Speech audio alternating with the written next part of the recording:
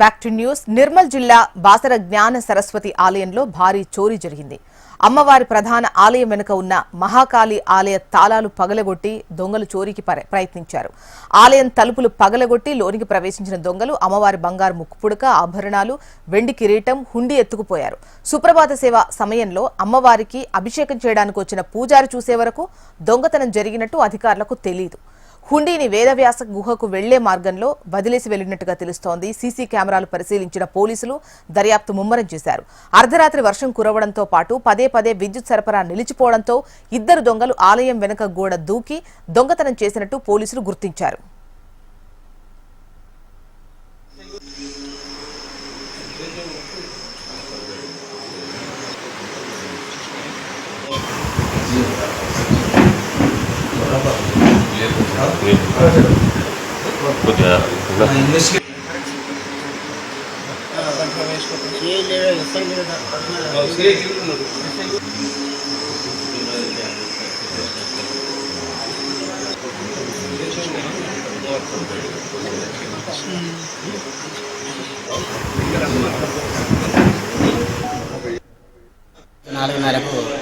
నాలుగున్నర నుంచి 4:40 లోపల మేము గుడి తీస్తాం.